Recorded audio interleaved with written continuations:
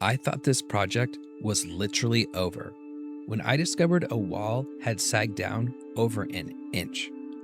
But somehow, we fixed it. I bought this abandoned mobile home, hoping to restore it for my family. But once I pulled up the floor, I realized I may have made a huge mistake. This mobile home had been abandoned and suffered serious water damage and mold. And at this point, we were not equipped to restore it.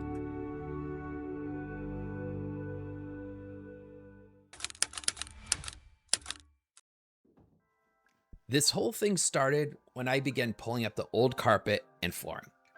At first I thought, maybe there's just a few soft spots, nothing too crazy.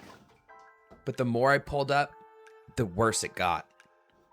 The particle board subfloor had absorbed water for years, and once particle board gets wet, it basically turns back into sawdust. I started stepping through spots in the floor. Sections were completely rotten. Mold was everywhere. So at that point, there was only one option. Almost the entire subfloor had to come out. And that's when this project started to feel overwhelming. Once I started cutting and ripping the flooring out, things escalated quickly. Soon the floor looked like Swiss cheese. Huge holes everywhere. Rotten wood, moldy debris, staples sticking out of everything. And I remember just standing there, staring and thinking, there is no way I can fix this. I didn't grow up doing this kind of work. I'm just a guy trying to build a better life for my family, and in the moment, I felt like I'd made a huge mistake. I wanted to quit, honestly. But then, I thought about why I started this project in the first place.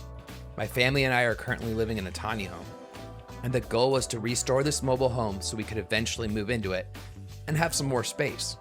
So quitting wasn't really an option.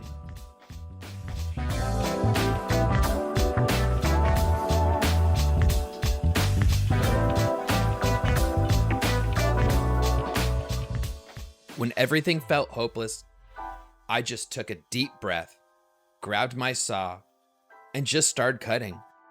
I began removing all the rotten subfloor sections, just piece by piece, cutting out the bad wood, pulling thousands of staples and brads, cleaning up the joist, prepping everything for new plywood. And let me tell you, cutting out the old subfloor from under the walls was a nightmare. There were brads, staples, hidden nails everywhere. Sometimes it felt like the house was fighting me every step of the way. But slowly, piece by piece, the bad wood started disappearing.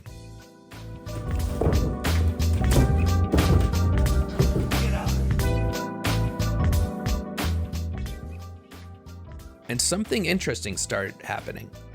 The more I worked, the more confident I became. Every section I removed made the next one easier. Every problem I solved made the next one less intimidating.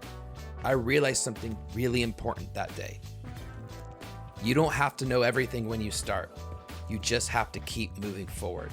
Even if it's slow, even if it's messy, progress builds confidence. And that's when I realized you can do anything as long as you believe in yourself. Some sections were so tight, I actually had to crawl underneath the mobile home and work from below. So there I am, sitting in the dirt, under the house, holding pieces of wood up, trying to repair sections of the floor from underneath. Not exactly glamorous, but honestly, it was pretty satisfying because little by little, this place was starting to come back to life. My fear of critters and spiders has passed, and now I almost have a feeling of confidence down there. Because when you're accomplishing things, nothing gets in your way. You just want to keep on going. And that's where I was headed, and it felt good. Just when things were starting to feel good, disaster struck. I discovered something that almost stopped the entire project. The wall separating the master bedroom and the bathroom had sagged down about an inch, which was a huge problem because the wall is sitting lower than the rest of the floor. There's no way to slide plywood under it. And if you can't get plywood under it, you can't make the floor flush. So now I'm staring at this sagging wall thinking, great, now what? I have no clue or have no idea how to fix this. This felt like one of those moments where the whole project just might collapse.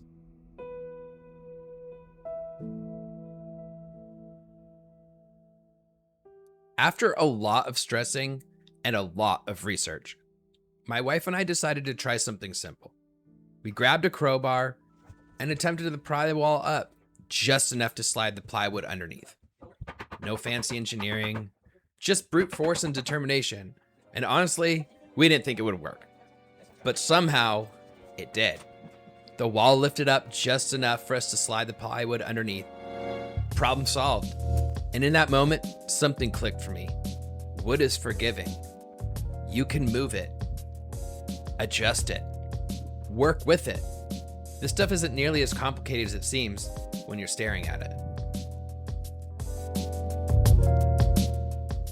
After that breakthrough, I started installing blocking between all of the floor joists. This gives the plywood's edges something solid to sit on. It also makes the floor much stronger.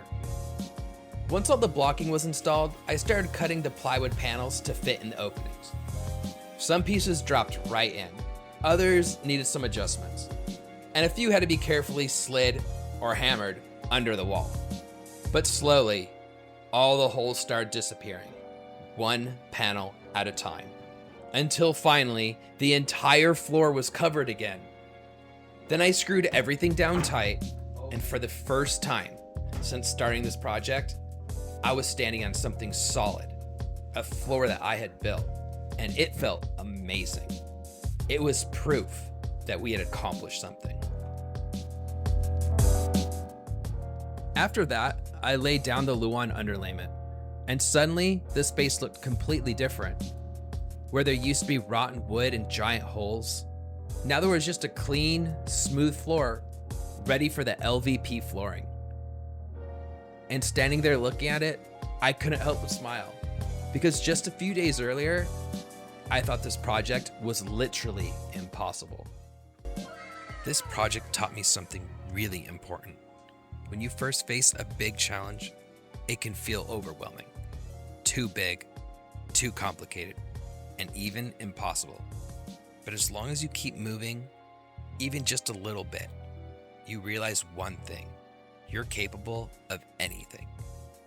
If you want to follow along on this total rebuild journey, subscribe, because the work has just begun. Thank you, and keep on with your dreams.